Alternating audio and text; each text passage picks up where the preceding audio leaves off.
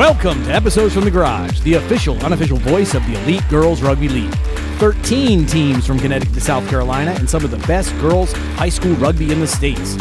Listen in for game recaps, stories, interviews, and more from in and around the EGRL. Episodes from the Garage is made possible with support from Basecamp 31, a New Jersey nonprofit that brings individuals and businesses together to invest in healthy community and personal development through shared human experience. And now, episode 10. Double digits. Woo! Double digits. 10. That's amazing. And they said we'd never make it after the first I one. thought we were on the ropes. I thought we were on the ropes. With our whole Here we are. followers. Back again. We're still on the ropes. This is a rudderless ship. True story. Anyway, last time we were here together, let's make mention that unfortunately Brian, Primo, and Jan can't be here today with... Oh, wait, Brian's here. Brian. Oh, you're exactly right. Gobble, gobble. Gobble, gobble, Brian. Good to have him here. Good to have him. Good to be with you. Actually, he's probably going to offer more than Brian does. So, anyway, good to be back at the table. We're down to 2 followers now. Just lost his wife. I think we gained his wife and his sister-in-law. But we've got a lot to cover. The last time we were here was August, right? And we left it off with you with our good friend, and club friend Tess Fury, who's having a great season at Leicester right now, and a teammate of hers from the U.S., also playing for Exeter, Gabby Cantorna, and we know Burn Dog, who plays with the old boys, and actually we'll see him in January when we head to Ireland. So good luck to both those young women in the second part of the season, which is kicking off after the break. Here, here. But now getting back to the agenda, boy, we've got a lot to cover, guys. Tons. Yeah. So let's do a quick run. New team announcements. What are you wearing? That fun component. ID camps 1, 2, and 3. A little bit on the World Cup. New York Sevens. Great look for EGRL. We'll touch base on that one later, and USA Pathways conversation. So let's kick it off with new team announcements. Introductions. Yeah, who even are you? Introductions and what are you wearing? That's our normal. Fine, okay. Just because we were off for a month or 2 or 3. Kick it off, Bill. Well, bonjour. My hat. Bill Dobbs, Morris Rugby, EGRL. What am I wearing? I'm wearing this beautiful thing that we got from Steamroller Rugby. Oh. Some kind of a sweater. Designed specifically for us for Rugby World Cup Very in nice. France. And note, he couldn't put very the slimming. World Cup colors in there. So he had to change the colors up a little bit. They're North Bay colors. He denies this. Yes, that's random. I don't believe that. That almost never happens. It's very comfortable, Every very time. nice, very, very good job though. Yeah. Even with the North Bay done colors. by Jeff. What? Ouais. The World Cup was fantastic, and I am sporting another piece of fine clothing from the Steamroller collection. Let's call it the fall collection, and this was actually whipped up for us very late in the design game, let's call it, by our friend Wendy, who really should get the credit. We love you, Jeff, but She's Wendy the does the brains. work. Yeah. So this fantastic jersey was put together, which was awesome. And, of course, the beret, which we actually had to come back to the U.S. and order from the catalog because none of the pop-up stores had it. Very typically rugby. Then after we ordered, they gave them away free. After we got hammered for shipping. Oh, and you're the fools cost. who bought these? Yeah, that's us. Yes. We are As a the matter ones. of fact, I got one for free when I got my other stuff, which is the pin on your hat, as a matter of fact. Very nice. Yeah.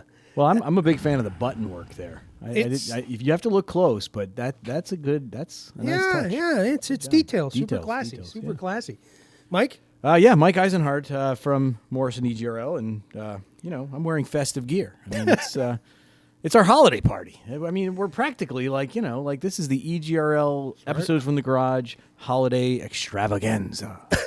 Ooh, and I feel good about it. I feel good about it. Yeah. I love it. Chris is actually behind the camera, and he's wearing his EGRL Select T-shirt as well as a pullover that he won at a recent fundraiser that we were at for the Wando women's down in Charleston, South Carolina. Great event that they had at Wahini's. Great event that they had at Tradesman Brewing Company that we were actually happy to join them good for. time. Wonderful, So, yeah. Good time. Yeah, Great- good great folks down people, there. Good time. Good folks down there. And it fits you well. Yeah, Yeah. yeah, it's a double X. No one will see it, but And then lastly, He's not even through the holidays. Brian, turn your mic up. Brian? Yeah, nothing. Well, Brian's not really wearing anything today, Nothing to offer as usual. so Not wearing Double, anything double, today? Oh, that's a... Oh, This is a party. okay, That's Brian. it. You don't show up. This is what happens. So, That's it. so good segue on into what we're going to talk about now. As we were just talking about Charleston and going down there for ID Camp 3, but we also have new teams to announce. Mike, you want to kick that off for us? Yeah. So this will be the first time we've actually announced it, but two new teams. One that started through our emerging pathway last year, which is Corning, New York. They are a team who is exciting, actually, because they kind of came truly through the emerging pathway. They weren't quite ready to play last year. Yep. Their coaches had kind of put in the work and really felt like they wanted to get some competition, but they weren't sure how they would do. They actually did quite well. They wound up winning the State of New York championship, which is, that's not a small thing. So so they wound up winning that kind of in like overtime or some sort of like late minute score a try. Yeah. Against Orchard Park, no Against less, Orchard which Park, is, who's kind of a perennial, yeah. Good team. territorial champion, yeah. And then came to the showcase, played well, and really kind of petitioned at that point to become part of the league formally. The board of directors met and said, "Listen, they've got the sort of the goods on the field. They did what they needed to do. They played teams tough, and they've got the right idea in growth and trying to grab more athletes and build the sport." So. They were voted in unanimously. They'll join the Central Division, which is kind of odd because you think New York, you think they're up by Buffalo, or well, no, they're not, but they're Southern sort of, tier. Yeah, Southern tier, heading that way. But when you look at it on the map, they're about as far from the Maryland teams as they are from the New York and New Jersey kind of area. So we were able to put them into the Central Division, which added a fourth to that group, which is nice because that kind of evens it out. And then the other team that joined on, which Morris played and several teams played and played well. Yeah. Down at the Gonzaga tournament, which is Clayton, North Carolina. So we could probably go back and talk about them, but I know like Morris had I wasn't there for that day, but the video sort of shows it all. Morris had a kick at the end. Caitlin Maroney hit a beautiful kick at the end and won the game, but it was a battle. Yeah. And so I don't think anybody was really expecting them to be as strong as they were. And then they played Aspetuck very tight that same weekend. And I think they may have beaten the North Bay West End like group, kind of conglomerate.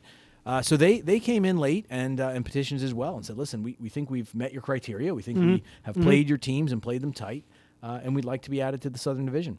Same thing. Board met, went over it, and gave them the thumbs up. So JG as the coach's name there, and we're sort of looking forward to what they bring. That brings us up to 13. Fantastic. Which is pretty Lucky wild. 13. Yeah, man. Lucky 13. I love it. And let's not gloss over something with Caitlin Maroney, who we mentioned. Hats off to you, kiddo. Committed to Brown. We'll be playing rugby there as well. Congratulations. And congratulations, big. And we wish you and your family well. And good luck. Good luck. She'll be joined by Anna O'Leary. Yep. From North Bay. Nice. Yeah, and Priscilla Maloof from Priscilla, Wando. yes. Wow, is that right? Yeah, Brown did a nice recruiting class this year. They Coach picked Roz up- did a nice job. Yeah, they picked up a couple Absolutely. of key players from our league. Yeah. And while we're on it, I want to congratulate JoJo McNoney. Yeah, Accepted to Harvard. that's awesome. Good stuff. Going to be playing there. Yeah, Another good program, and they're getting a great kid.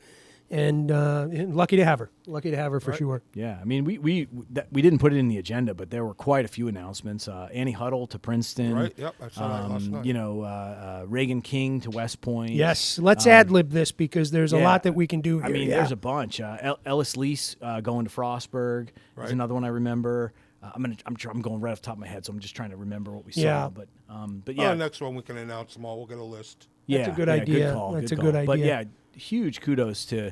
It's nice for these teams, but it's also such a feather in the cap of the league. I mean, it really feels like the colleges are recognizing 100%. the level of play coming out of EGRL. Yeah. Which not so secretly, I think we all sit back and and are proud of. Yeah, absolutely. That feather in the cap is a great way to put it, and it's like and this is, we're going into the 5th year, if I'm not mistaken, of EGRL. Am I correct? 4th? Yeah. Fourth. So, I mean, this is still a very young idea, let's say, right? I mean, it's coming to fruition, but I mean, I think where these young ruggers are going, to your point, Mike, and Bill speaks volumes about what's happening here. And I've said this before, and I'll say it again. I think we get caught in our little worlds, right? And we've played in the Northeast for, or let's say we've coached in the Northeast for a long time, and we always knew what the other jersey was. And it's like as you start to expand, you find these hotbeds of youth rugby, and more power to EGRL as we start to uncover these areas and bring focus and attention to that level of the game. Yeah, it's super cool. It's fun to be a part of. You sort of start to feel like a small piece of a big thing. And it has that feel to it.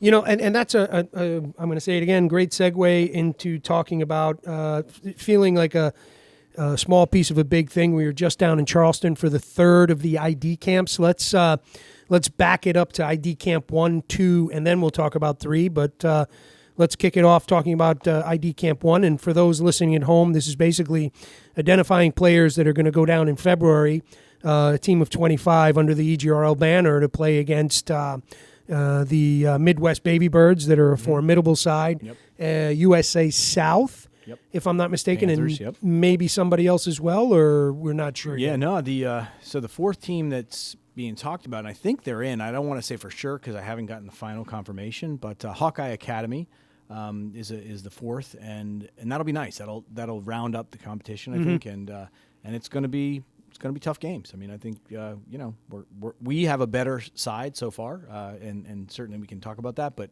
I'm sure they do too. So it's going to be really, really fun. Yeah, absolutely. That was a great weekend last year. I think we saw what was. Yeah, I was myself, and I think you guys will agree. I was really blown away by the talent coming out of the Midwest. Yeah, I mean that was South too. South was good too. There was good rugby last year. It was good rugby for high school girls ruggy. I'm not taking shots at South, but Midwest blew me away, man. That was a solid touring side. Players. Oh yeah, Without a doubt. Yeah, forwards and backs across. I mean, just that was solid rugby coming out of that piece of the country. Agree. So let's kick it off with ID Camp 1 and kind of roll through that because, I mean, this is really the heart of what we're talking about in this podcast is EGRL. So, and this is where we're at. You want to go? I can. I wasn't at number 1. Okay. I wasn't at number 1 either, actually. So we all right, let's move on to 2. So we started in Chris, we started in New Jersey, here. right? We started in New Jersey, and that was held locally at base camp. I want to say that was September. Yeah. And then basically the way we designed it was we wanted to have at least one every month leading up, right? So there was one in September, there was 2 in October, there was a 3rd in November, I think, and then a 4th, and that was kind of tied in with Rugby Sevens, and then there was the last one, which was in Wando, and that was, I guess that was December, right? It was December. Yeah. Yep. So one each month officially to make 4. The 3rd of the 4th was sort of like almost like a pre-New York Sevens camp, but there were some kids there who were there to be seen. And started in New Jersey. That was the first one. Second one was down in North Bay in Aberdeen, Maryland, and that was kind of following a Sevens tournament. The third one was back in New Jersey, but that, like I said, was part of kind of the New York Sevens effort, which was new for us this year and fun, and we'll talk about. And then the 4th was down in South Carolina in Mount Pleasant, which is where the home of the Wahinis. Yeah. And so, the basic design of the camps was we'd get the girls together, try to do some drills and some skills, just sort of get people loosened up, feeling stuff, do a little bit of teaching, but not a lot. Mm-hmm. And then with any luck, let them play. Mm-hmm. That worked for like 3 of the 4 because the second one, the one that was in Aberdeen, they had the tournament in the beginning of the day. So we kind of scouted that tournament, and then those kids came, so we sort of did in reverse. But yeah, I mean, good numbers, 20, 30 kids at each one. I think we wound up with 73 kids overall that wanted to be considered for the 25 that are traveling to Florida, which is an enormous number, and really good rugby. I mean, like stuff Yeah. where you look at it and you're like, wow, like this is not an easy. It Hard wasn't like decisions, yeah. it wasn't like a disparity. It wasn't like there was like 5 at the top and 65 below. Like it Yeah. wasn't that way at all. It was like you had a few who are dominant for sure, and then you had a whole bunch who could easily play at this level. Well, I think you said it when we all got together on that coaches committee call about a week or so back, and it was like, look, we're going to make some easy decisions, and then there's going to be, the back end of it is going to be where the hard decisions are, and basically that was what dominated the conversation, and for those players that didn't make the go this time around, know that you were talked about, and there was a lot of support there, and you're on the radar, and just keep working hard because, your opportunity is going to come as well. Graduating seniors got to be backfilled, and, the talent pool is there, and, your shot's coming. Yeah, I agree. Yeah, there were many girls that were argued about between all those Yeah, selectors. Yep. yeah. Which Mike and I are not selectors. Yes, putting it out for clarity's sake, we're just mediators. Right. Well, I was a selector, so, yeah. All hate mail can go to Stef. Yeah, it's not an easy job, right? And it's like, so I was at one of the camps, so my opinions, I tried to keep to that one piece of the camp, but then offer some kind of input on players that I knew from, other weekends, other, tournaments away, or what I'd seen from, play against Morris. But it's not an easy job. Like the pool is thick with talent, and that's a really good thing for EGRL. It's a great problem. The one thing about that, with the camps, you see a girl at a camp, you've seen her play, and you know this kid's a stud. Then other coaches who've never seen her, and she's having a bad day at the camp. It's tricky. Because, especially with drills and stuff. Yeah. And then it's like, all right, that's when the arguments start. Because Yeah. you're like, well, this kid did nothing at the camp. Yeah, but this kid's a stud. Yeah. Yeah, it's true. And there were some conversations like that. Yeah. Kids who felt like they didn't have a great camp, and coaches who, and that I think that's one of the things that's really great about the league is that the coaches are there, with the right intentions. Yeah. Everybody's getting around the table having an honest conversation and saying, listen, like this kid can play. They didn't show their best. And then others where it was like, no, this kid played out of this world. Like we weren't expecting that from this 100%. kid. And Right. honestly, like I didn't think they were going to do that good, but they did. Yeah. So good on them. Yeah, it's pretty neat. And I mean, I would say like hat tip to all of those involved, because there doesn't seem to be a lot of that kind of like ego driven. This is my player. I'm gonna beat down doors for it. Like I it's agree. much more of like a hey, like we all understand the concept here. We all understand the principles and what we're after. Let's really put our best foot forward and our best look forward. And I think we're going to. Yeah, Hats off to everybody involved for that from the coaches and selectors side, because it was very much it wasn't loaded to one side, right? It wasn't loaded to Doylestown, to Morris, by the coaches, and that's an important thing for building this type of like structure. Let's call it, right? Yeah. So, And but hats off to the players also.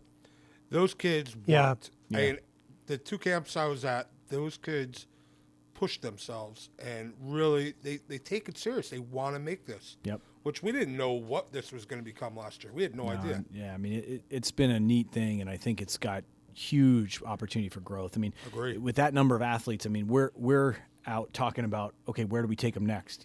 We need additional tours and additional sites, and it's too early to say that on, sort of out loud, but they're in the works. I mean, it's Yes, happening. they are. Mike, I don't know. I would put a little teaser out there on that, because we've had a lot of conversation around this, and I like what I'm hearing, and I think we should put that out there on the airwaves All to right, I'll our do moms that. and I'll dads do who are that. listening. you go. I'll do that. A little teaser.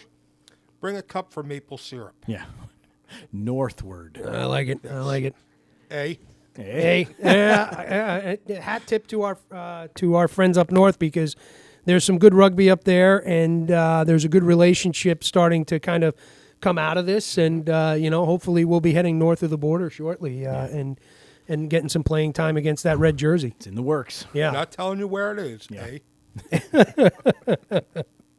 So I think that does a pretty good wrap up around the ID camps. More to come as we get into February and go down there after our inaugural season last year in 2023, and coming back with some learnings and putting this team together. So really looking forward to that trip. It was a lot of fun last year, a lot of great rugby, and I think EGRL is even more prepared to put a stamp on this as we head down there in February of 2024. Agreed? Just hoping. All right, so back at it. Just wrapped up, I think, a pretty good piece on ID Camps 1, 2, and 3, and call it 2B. 2.2. But we're going to touch on, Bill, we're going to touch on World Cup. Ooh, World Cup. Or should I say Guyam? We're going to touch on World Cup. Beer. I know beer. And wee. Hat tip to the berets that we have on. Bill and I were actually lucky enough to head over to the World Cup this year with our brides and a big, not kind of a small group when we started. Small group, but we met up with a bigger group. It was good. We hit Paris up the first couple days. Got to watch a game. France. It was a good game. Yeah, it was France, too. South Africa, I think it was. It was, and that's where the straw hat comes from. We actually got to spend a great afternoon with half of a fantastic rugby family, the Murtaughs. Yes. So father and son were there for game. a couple of games in Paris. Yeah. Yeah, man. And that was actually a great game. That was a barn burner. Yeah. Yeah. We spent it in a French bar that had a brass band in there. Oh, cool. And it was a great time. We had a blast. Probably one of the funnest nights we had there. Yeah, that was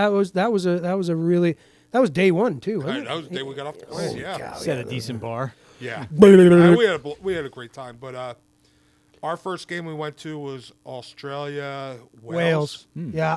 And started out like a good game, and then Australia just not so Folded. Kind of crumbled a little bit. Yeah. Not so good. Yeah.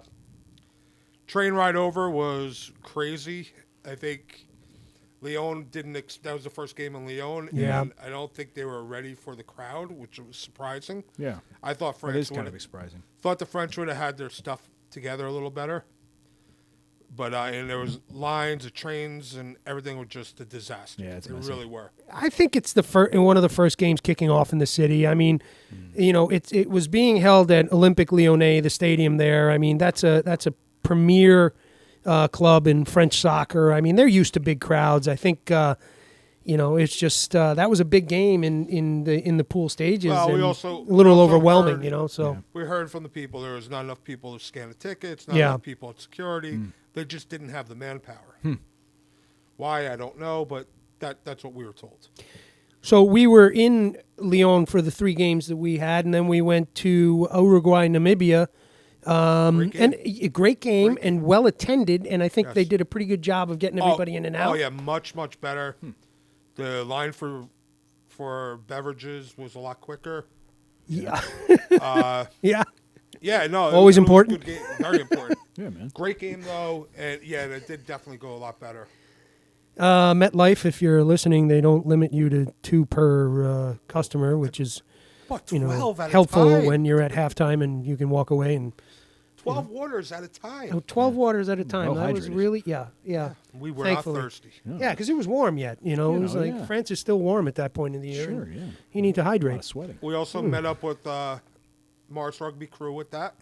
50 Morris old boys and old girls strong at that. That's pretty And awesome. some Yeah. from the men and women's teams Yeah, also. and the men and women. Yeah, correct. So probably approaching 60 at that point. But, Yeah, it was pretty neat being in France and hooking up with a bunch of people you know. Yeah, that's very crazy. cool, very cool. Yeah, and ran into some of our friends from Wisconsin as well, Joe Olm and Sammy Buffalo as well, who were on a separate tour. But actually, Joe joins us for the Ireland trip every year. I think we'll be seeing him about a month or so, and it was nice to see those guys as well. So the U.S. travels well, even though we weren't there. Yeah. All right. Sadly. Yeah, where's that button? Give it a whirl. Ah, nice, Mike. Hit it on the first try. Perfect, man. Yeah. But I've been to France before for about 18 hours, long time ago, and going back, I knew the wife wanted to see it, so we went. We were touch and go for a while if we were going to go. Yeah. Went. So happy I did because we had such a good time. France is beautiful. Yeah. I really enjoyed myself there. We hit Geneva for a day, just a day trip, and that was wonderful. A lot of Get a fun. chance to go to France, highly recommend it. Food, wine, great. Yeah, I fantastic. mean, looking at me, I know it doesn't look like I like my food. They do Not a a big decent eater. job, those French. Yeah, they do. They do. Their food I've heard is that. okay. I mean, McDonald's are fantastic in Paris. Yeah, yeah. And they sell You know, beer they have there. beer. Yeah. what do they call Royale. what do they call the fries there? Fries. Oh, You get a Royale with cheese and a beer. Oh man, yeah. I tell you what, Bill. You know what? It's like there's this misconception in this country that the French don't like the Americans, and that is BS. Like Agree, we 100%. did not get treated poorly at any point given time. If anything, folks were helpful, friendly, asking more questions about Morris Rugby jerseys. There were stuff that we were wearing, and you know, it just a really nice group of folks, and treated well throughout the whole. Almost 2 week stay that we were there. Yeah, I think we were commenting over there when people were asking, you know, how are the people treating you? I said, I get treated so much better here than I do at home. yeah. You ever been to Jersey? Well, you know what? Maybe we've set the bar low coming from where we're from. You know? Exactly. You know, they may be terrible people. We just don't know. I don't know. Wouldn't have any idea. God, you're all so friendly and welcoming. The one, That's a good point. the one thing I You ever missed drive over on there, 78? I was trying to hook up with my one of my former players over there, Pierre, who lives just outside of Paris. He's a police officer, and we were supposed to hook up. We had it all planned out, and then Sounds like a children's book. King Charles decided to come into the city, That's how it goes. Yeah. and poor Pierre had to go on You had detail. to, and for you had to him. go eat dinner with a king. No, I didn't. See It's Pierre. so much all the time. Damn King Charles screwed it all up for There's me and such a Pierre thing to as a king go have anymore a for beer. crying out loud. I don't know. So, I don't know. Oh, man. but Sounds Pierre, if crazy. you're listening, You just got- I'll hook up with you next He time. just got censored in England. Is that right? No, I'm just Oh, we're just making stuff up now. yeah. Well, you know what? I mean, I guess to sum it up, we had a great time. I mean, we ate like kings See and what queens. you did there. There Hasn't lost it. Hasn't lost it. we go. Damn it. Gotta be a little quicker. I'll on be that. alone, Production yeah. O'Brien will have a word with you when this is over. Jeez. But to the Republic of France Get a and their word of wonderful text. people, we had a fantastic time. Absolutely. Look forward to the next time that you host the World Cup because you guys, c'est le plus bon. Let's leave it there, right? What Yeah. he said. Oh, wait. Who's the man now? Yeah. So, okay, off to the World Cup. Let's talk about a big one, and I think a favorite for everybody, New York Sevens. A great look for EGRL coming out in, is that the first time we're in there? Oh, yeah. it was. Oh, baby. That's the way to do it. Must say, I was totally against this. Yes, yes. For all you that don't know. For all of you that know I Dobbs, love I'm sure Savage. you're shocked by the fact that he was not a fan of the idea.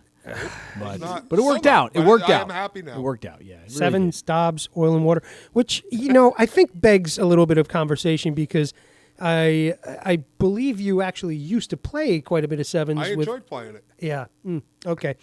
So let's just keep that in mind when he starts to bitch hate it, or but I love it. complain about sevens. I enjoyed playing it. I couldn't play now because Yeah. I'm too old and fat. But Well, it worked out though. One I of the mean, two. so the idea of it was that we wanted to give these kids who were trying to play for selects a chance to kind of play together. And that was really the extent of it. It was like, this is a good excuse. We know it's a big tournament. You know it's going to go off. There's going to be good competition. It gives them a chance to get together. And Awesome tournament. yeah, and like, you know, I mean, Perennially awesome tournament. huge and good competition. Very You well get some of run. those teams Yeah. that come down from Yeah. Canada, so you know you're going to get some of that, and you know you get some really good select sides out there. And we had that again this year. And EGRL wasn't just represented by the selects. I mean, to be clear, like we had kids all over, and the team that won it in the women's side or in the girls' side was Atlantis in the Premier side, and we had several players from that lineup. So it was cool to see that that we were sort of in the mix. But it was really cool to see that we were doing it under our own, you know, brand, under our own badge. So that was super cool. The girls came together really well. Yeah, they you know, did. We put one team in the premier bracket and one team in the grade school bracket or whatever, the high school bracket, which was good. I mean, we had 24 players, and we could have probably, with a little effort, maybe even could have put a third side in. But we just went with the two, and the hope was to put one in the premier and just see how they did. And we really didn't know. And the brackets came out and we were going to play Rugby Advantage's first team in the first game. And I'm thinking to myself, like, all right, like, it's going to be a real test. Like, this is clearly a good program. They've played together. They've won some big tournaments. They won New York Sevens last year. They did. And the final, NIA Sevens. But I think they played each other in the final. They're red and they're black. Oh, is that right? I could be wrong on that. Yeah, I don't remember. I hate when that happens, but it's gonna happen. Yeah, I mean, same thing. They have two good teams. Yeah. They put them both in the premier bracket. So we played what I would consider to be their top team. I don't know that for sure, but like it definitely felt that way. And so like it was not an easy thing to step into in game one, and our squad responded. I mean, they played tough. They really brought the contact and the physicality, which was cool to see. But in addition, like they were staying connected, moving the ball around, and playing, and that was it was super cool. Wound up as a tie. We scored right at the end. 19-19. Great way to tie it up. I think 17. 17. I don't remember. That was a beautiful play. Yeah. She made the was it Baldaris? Yeah, Baldaris. She made the tackle, jackled the ball, and took off. And she just took off. I mean, she just right down the side, and I was like, oh my gosh, I hope she can get it under the post, because if she could get it to the post, we were going to win. Yeah, and that would have been like, I think that exciting would have been a very big upset. Yeah. Like I think it was kind of an upset even for us to tie, because we were the unknown. Like we were the unproven sort of entity. I don't disagree with that at all, Mike. Yeah. I mean, that program's been there a couple of years. Like, this is the first year program coming out, call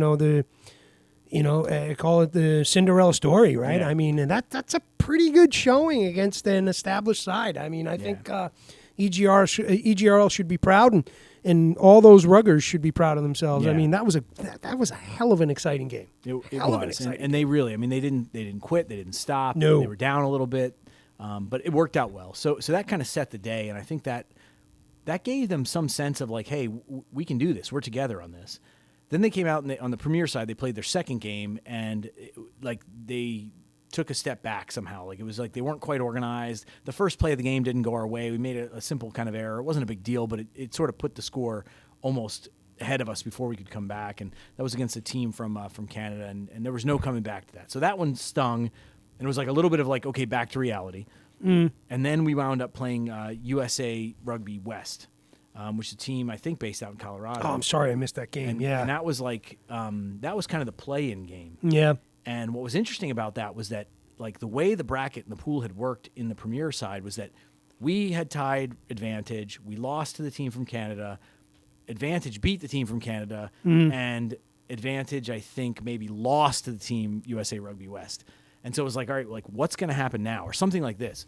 So we played them, and it was tough. It was tight. I mean, like we were playing really well. Game 3, we were right up against USA Rugby West, which is I think a team based in Colorado. Good squad. They had beaten. I think they beat Advantage, or maybe they beat the team from Canada. But it was kind of like A beat B, B beat C, C had to play A. It was, it was kind of tricky that way. Yeah. So we went out and we had this like battle. I mean, it was just back and forth and back and forth and back and forth. And actually, we wound up winning. Hat tip to Abby Cirillo, who was our kicker on the day, a Morris kid, and who hit a couple of kicks, and that wound up winning it for us. It like just goes to show you, man. Kicking it wins games. Like it wins games. And so she did. She got a couple of kicks, and we got a couple of points under the post, which allowed her to make those kicks. And it was a scrappy game, and we won, which was big. However, because we won, that put Advantage into the top bracket, whatever they call that, Plate Cup Bowl, whatever it is, and it put us into the next tier down. So then we wound up playing their other team, the other Advantage team, and they weren't having a great day. So we kind of felt like we had the advantage on them, no pun intended. I thought we felt like we were in good position there. Yeah. Hit that. I'll be here all week. That's hysterical. I'll be here all week. I felt like we had the advantage. See what I did there? Try the veal. Yeah. Anyway,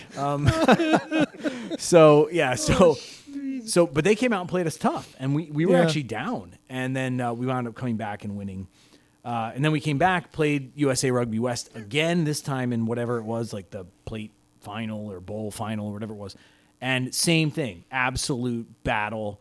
This time they got the points, got the kick, and we didn't. And so they wound up taking the hardware. So that was on the Premier side. Really, really good day. I was super, Yeah. super happy for the Yeah. girls. And really, I mean, I was proud to be part of it. You know, like I was on their sideline, but like they did the work. It was like they came together, they figured it out, they did the work. Well, hey, come on, Mike. Take a little hat tip for yourself too, as coaching that, and and nice work pulling that team together, and first effort out there for EGRL, and darn it, the EGRL looked pretty darn good. Yeah, I feel like we lived up to the billing a little bit. You Yeah. know, like we're out there promoting these teams and promoting our league and promoting the kids in the league. Yeah. And I think it's easy if you're stepping back and you're looking at us maybe to say they're not as good as they think they are. Like there's some show there. There's some glitz, you know. And like I don't think that's the case at all. I think if anything, we could be pushing a even stronger narrative. These kids can play. I agree. And it's like, man, even without some of our top kids, I mean, some of the kids from the league who are playing for Atlantis and Advantage and Sure. other teams, Sure. like these are good players. We still made some noise, and I was really, really happy about that because it kind of showed the caliber of the rugby that's happening here in our section, in our neck of the woods, which was super, super cool. And it's not like we practiced a lot either. It No. was like we had a practice the Friday before, and Yeah. kids are going, "Who are you?" Yeah, I remember seeing you before. Yeah, I mean, half of them, and it was a mix of teams. I mean, it was, yeah. Well, that's at the heart of select play, right? Yeah. It's like that's the player you're looking for. That's that group of players you're looking for that come together and go, we're all here with a single-minded mission. We may be adversaries throughout the whole season, but gall darn it, starting today, we don the EGRL jersey and we play together. Yeah. Yeah. And I think there was a lot of that. Yeah. In fairness, like there really was. They immediately got to work. And it was kind of super cool to see. I love that piece of seeing that select side work like that. I know you do too, Bill. absolutely. It's like, Yeah, I mean, it's something magical, Yeah. right?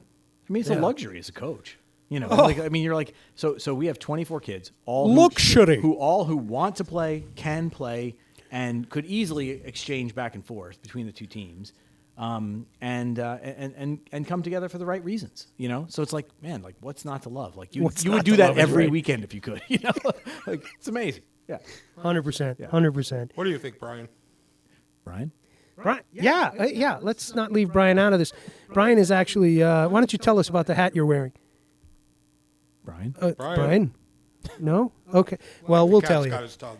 So Brian's family member came down, Norman, out of Nova Scotia, and he knows that we're big fans of Alexander Keith's IPA, and that fine gentleman brought us all these bucket hats. So Norman, great hanging out with you on the day. Thanks for the hats, and hats off to Brian Brumchi on his 50th birthday that we had right after that. Surprise party. That was pretty Surprise good. party. Right after New York City. And none of Right us after New blew York it. 7. None of us blew it. That's stunning. Anytime Brian came near any of us, Actually- we ran away. I mean, for real, that's like a miracle. Like It really is a Christmas miracle. Well, that was a Thanksgiving It was miracle. a Thanksgiving miracle. All right, whatever. Gobble, gobble, Brian. Gobble, gobble. So before we get off the topic Thanks, of New York Norman. Sevens, let me just say that the other team, the team that played in the high school bracket, I thought did equally well. I didn't get to spend as much time with them that day, which was Yeah. a bit of a regret. Jeff had them most of the day, but what was really cool for me was the first game they played was against Aspetuck.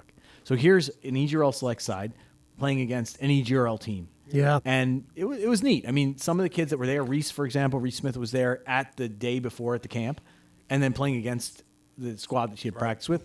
Like, it was just such a neat thing to look around and see how many different parts of the tournament were related somehow back. And These are the puzzle pieces coming together, right? it was cool. yeah.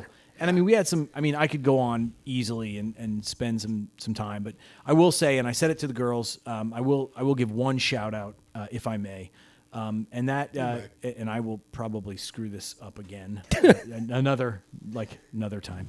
I can't wait. Anna Eurofiev. Eurofeev. Yeah, so there it is. Yeah, I screwed it up again.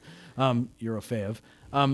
She gets my shout out for sure because Nice work, Mike Eisenhart. I'm out. Keep that in. Anna Eurofeev Did I screw up again? Eurofeev. I think we got it. I think we'll have to ask Anna, but I think Eurofeev is correct. Anna, Eurofeev. Yeah, so I said it to the girls. I'll say it again. She is,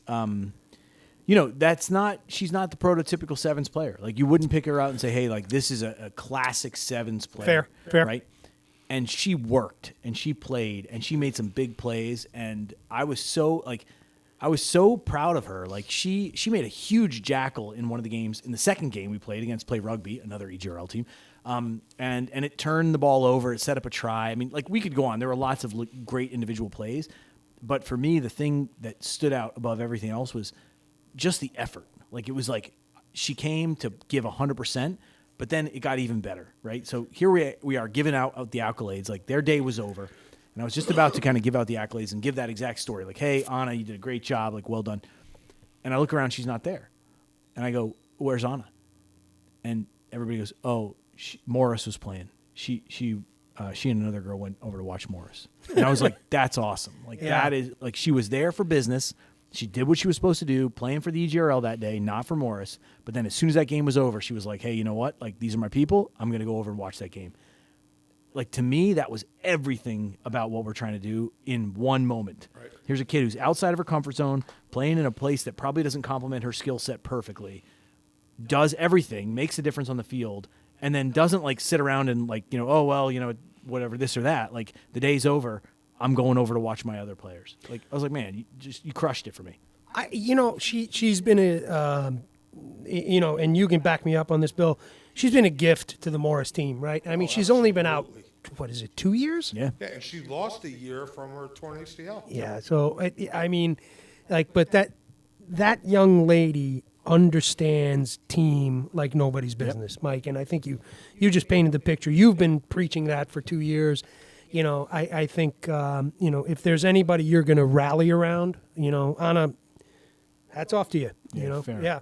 Great weekend. Colleges, pay attention to that name.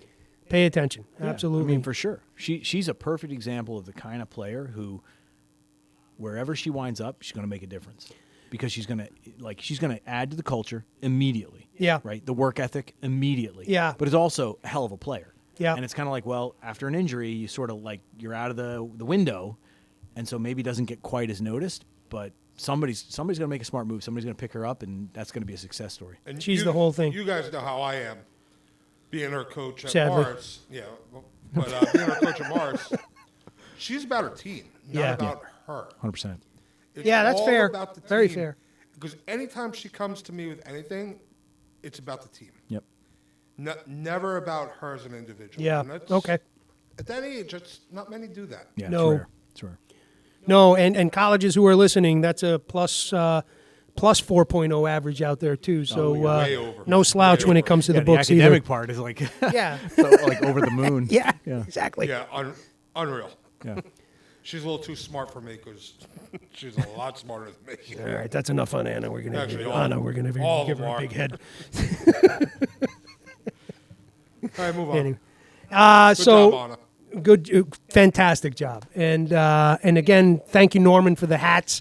Hopefully, we'll be able to actually bring the team up towards you next time and come visit with you. But great time hanging out with Norman and Brian's family for Brian's 50th, as well as his family from Ireland coming over for that.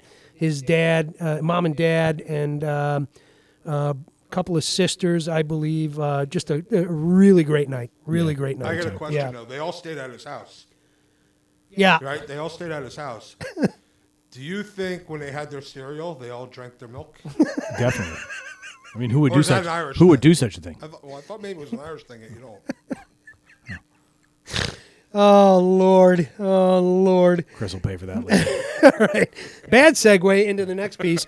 We're going to point to the blue hat that's sitting by the Christmas tree. There is a sad goodbye to New York, Rugby United New York, the Roosters, the Ironworkers, all season ticket holders in this room. We are heartbroken. We're hoping that something comes out of the ashes, the phoenix come out of the ashes, because that's an important piece to keeping rugby at the at the center of the consumer's mind's eye, right? Yeah. So really, really sad stuff. Sad for the players, sad for the administrative staff there. Our friend Stephen Lewis, hopefully we see you in a similar jersey very soon. And to be fair to the conversation, we also lost the Toronto Arrows for the MLR, which, we got to keep these teams afloat. Like this league is important, and hopefully we've got stronger, better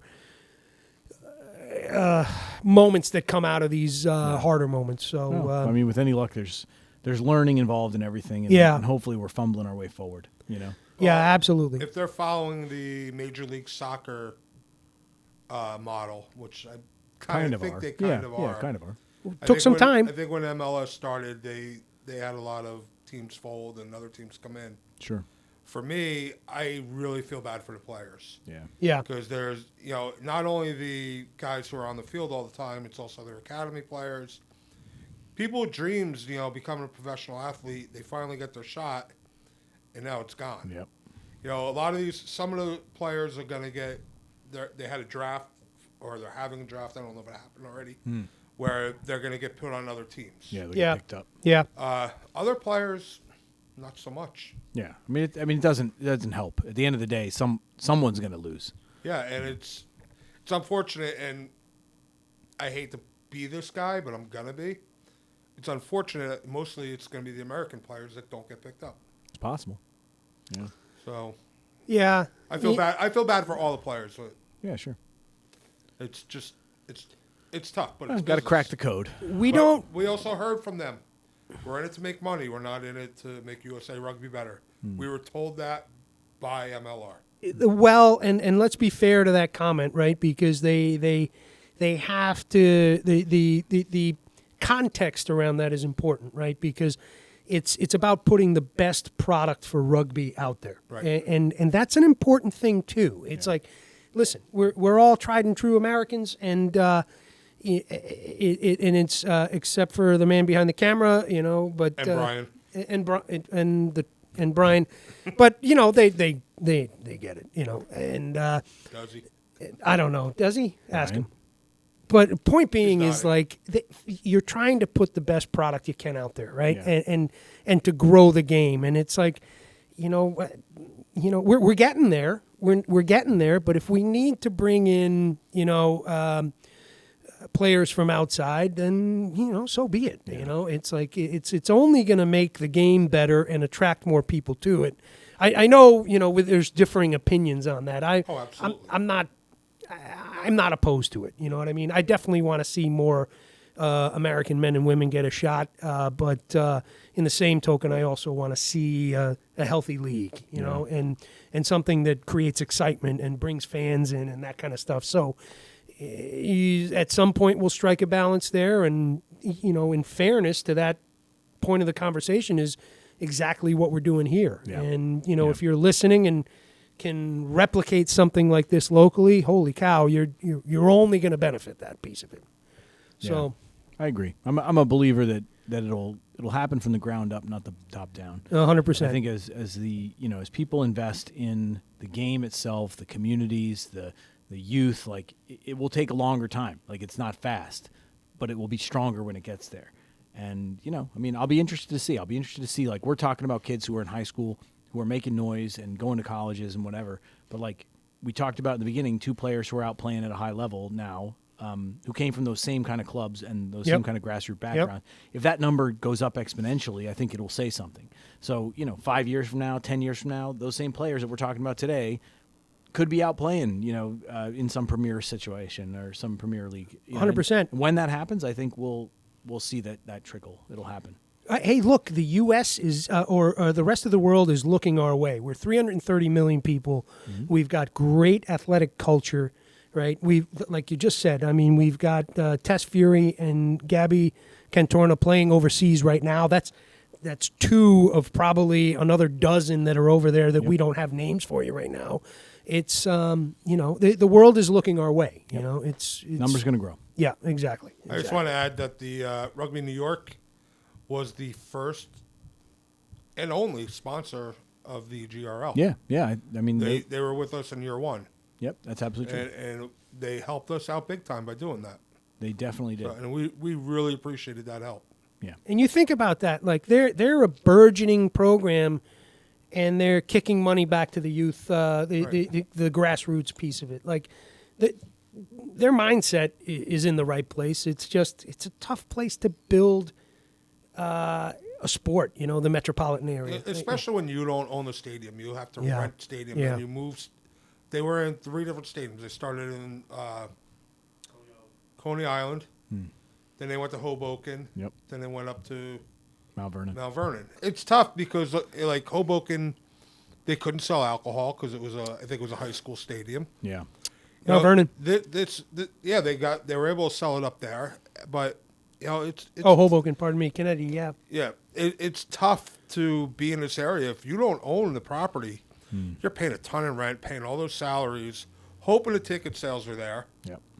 I don't know how else they're generating money besides ticket sales. I'm Yeah. sure there's other ways. I just don't know. Yeah. But I saw a good post about that exact thing. Somebody was saying something on Facebook about that, and I thought it was an astute way of looking at it. They were talking about the fact that the SaberCats have done a nice job and kind of dialed it in because they own the stadium. same with New England. And Oh, I didn't know that. Okay. yeah, I think New England owns their NOLA grounds. Gold maybe too, or at least has a stake in that old ballpark that's down there that Maybe, they've converted into a pretty nice rugby field as well. But like the idea that they then get additional revenue from other events, and it was like, that actually makes a ton of sense. You're not relying so heavily on ticket sales at such an early part of the Plus having to pay salaries. Yeah. So It's a great point. That should be kind of the gravy on top. yeah, right on. And no offense to NOLA Gold, I didn't mean that old ballpark. You have a very nice field. That old ballpark. Where the Steph Brooklyn Alapronde, Dodgers played. EGRL.org. Terrific. Terrific. Nice. I'm going to get hassled by all of New Orleans now. Anyway, let's segue into and kind of wrap it up with the USA Pathways conversation, which we were talking about earlier off mic. There's a lot of meat to this conversation. A lot of good stuff happening. Hey, I know their strength and conditioning coach. As I do too, and as does Chris. Introduce yourself. Yeah, man. Well, thank you. Thank you for the shout out. That has not been officially announced. I don't think it's. I don't think it's. It has been now. Yeah, I don't think it's like a. I don't think that we're hiding anything. I just think that Like who? he's just exactly. Yeah. EGR who? On the down low, Mike Eisenhart will be doing S&C for USA Rugby. Yeah, no, it's an honor. I was honored to be asked. Martha Danes had reached out and thought maybe I could help out at this camp that's happening down at Life University, and that's in a couple of days. So a couple of days after Christmas, I'll jump on a plane and head down to Atlanta. It's a 4-day camp. The idea behind the camp is that these are all the players who are transitioning from U18. They're too old to be U18s. They're not yet in the U20 kind of flume. So this is sort of like their way of getting themselves known. They've been seen, and then they're going to sort of prepare as if they would as for a junior national event. So I'll be involved as a coach on the strength and conditioning side, which is super cool and exciting. And I'm sure juggle 5 other hats while I'm there. But I'm excited about it. I'm mostly excited, honestly, just to kind of experience it and see what they're doing, what they're up to, like what the demands are, what the level and loads are for the girls. And that's been a neat thing so far. It's just sort of seeing like, hey, if you want to be in this junior national pathway, this is the level of intensity and work that you're going to have to do. And I'm happy to see that Coach Joel he's doing a nice job. He's communicating that to the girls, but he's got a high standard. And he's saying, look, I'm expecting you to come in ready. Yeah. Come in fit.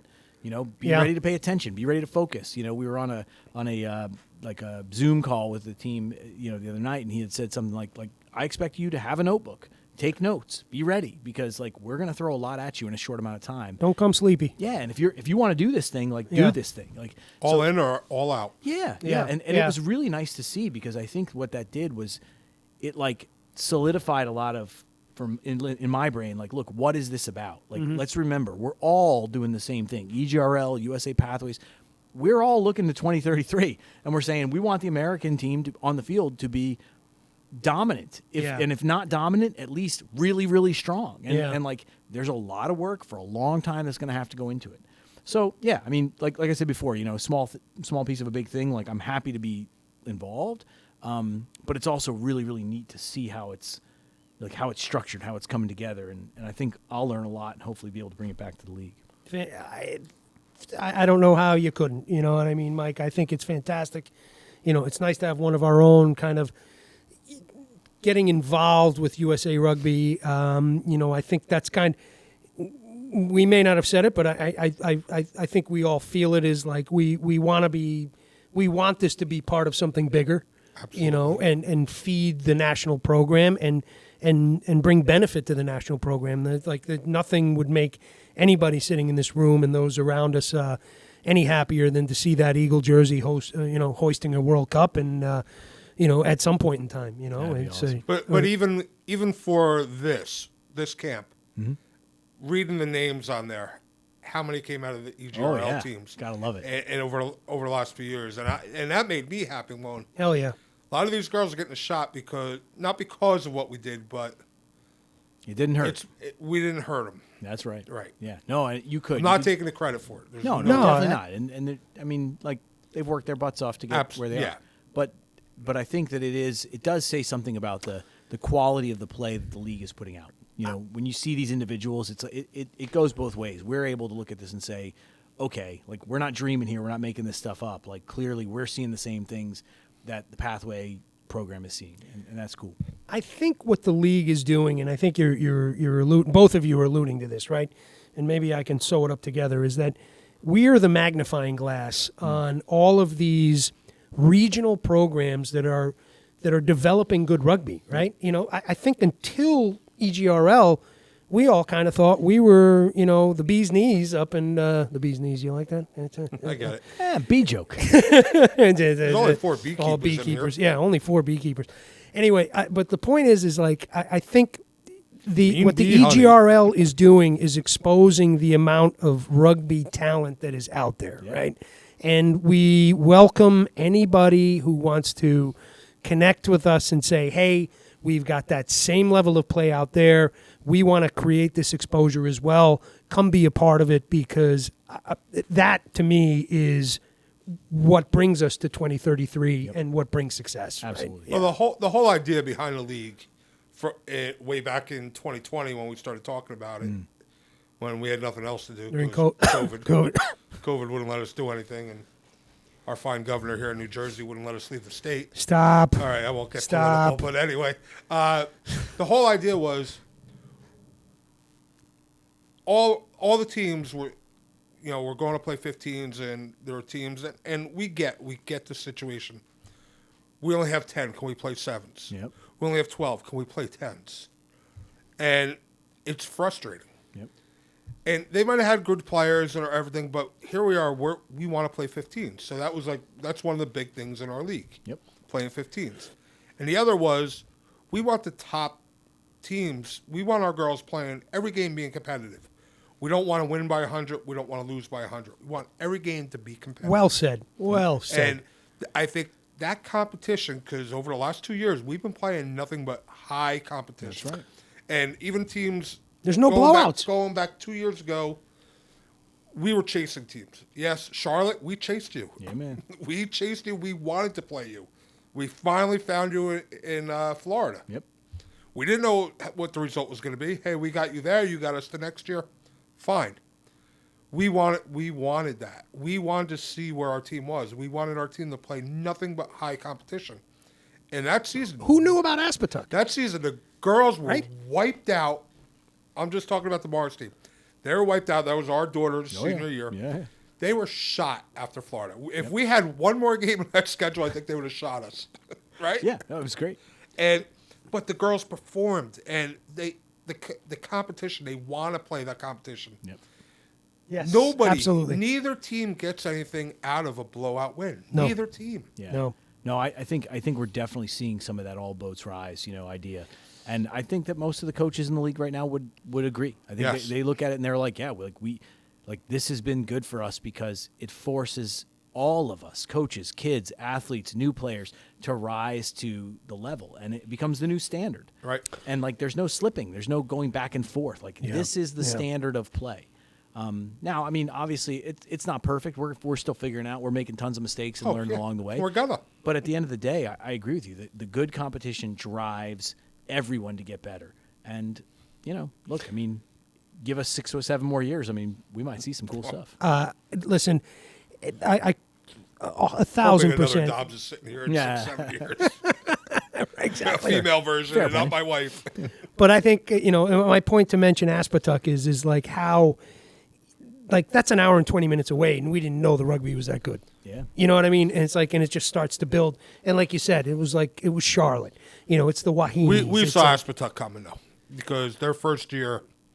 We saw played the them, I first think, year, but 3 we didn't know that they were playing before No, that. their first. I mean, come on. First year, we saw them, and they didn't have a single senior, maybe not even a junior on the team, maybe 1 or 2 juniors, and they were holding their own against us. We were beating them, and they couldn't wait to get that win against us, which they did last year. I'm not talking about the fact that they're capable. What I was more talking about was the insular aspect of the game, right? It's like we Didn't even know they didn't even know existed. 20 over a river and through the woods that Yeah, there we was didn't even another know they team there. existed. We had Exactly, no idea. exactly. Right. And I think that's the Shout out beauty to of each. Stacy. Yeah. Doylestown. Yeah. Mancuso. She's the one. I called her. I'm like, hey, can you get a game? She's like, no, we're booked. Here, this guy from Danbury called me. This guy Ray from Danbury called me, and we didn't even know we were playing Aspetuck the first time we played them. We thought they were Danbury. Yeah, that's right. Remember? It's crazy. We had them on our Crazy. schedule as Danbury, and it worked out great. It really did. Yeah. And so thank you, Stacy, for hooking us up with them. And hey, they just won the league. Yeah, for and, them. and Ray, John, and the coaching staff up there, fantastic having you guys, in this program, and what a fantastic group of ruggers that they bring to the table. And Like, the one thing about Aspetuck I forgot to mention when we were talking about World Cup, when we landed in France, Jenny must have been there because it was pouring rain when we were out there. She must have got on a plane that night because it cleared up and we had beautiful weather the rest of the time. Thunder and lightning. Oh man, we're gonna pull it all together. That was, I think we did a pretty good job, gents, of covering 3 months worth of exciting stuff that's been happening at the girls' high school level in rugby. I want to thank who the name was just coined by our friend Chris O'Brien, Brian A-hen. Thank you, Brian. For joining us. Good job, Brian A-hen. Nice work. Gobble gobble. Sorry, Primo and Jan couldn't be here, but gentlemen, Are we? Are we sorry? yeah, Fastest podcast episode we've ever done. And I mean, Mike didn't have to chairs pee so dragging in the much. background and stuff.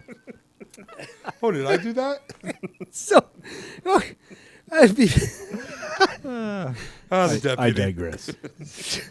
so as we wind it out for the end of the year and we get into the holiday season, a belated happy Hanukkah, a happy Kwanzaa, and a Merry Christmas to everybody out there. Keep listening. We love you to death. Keep growing the game. From me to all of you, and I'll leave it to the other guys. I wish you the best in the new year, and guys, take it away. Yeah, for me, really excited about this new year coming up for the EGRL. We added 2 teams. Slow grow, I think, is great. Competition's going to be very interesting this year. Yeah.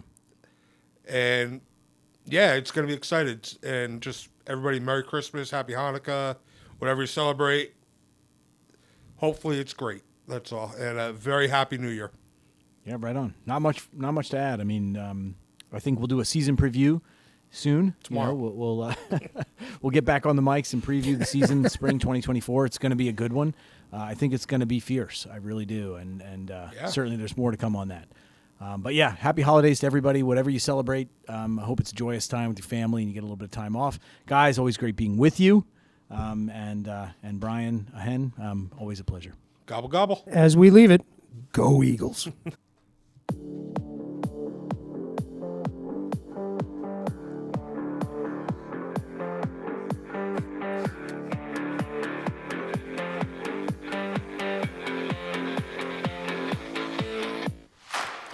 Thank you for listening to episodes from the Garage, the official, unofficial voice of the Elite Girls Rugby League. If you enjoyed the content, be sure to subscribe to our YouTube channel at Elite Girls Rugby League and follow us on Instagram at Elite Girls Rugby.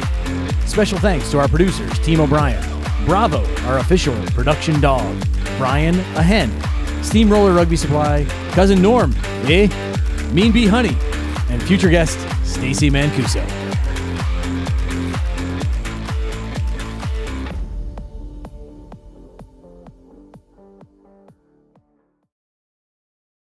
I am Iron Man.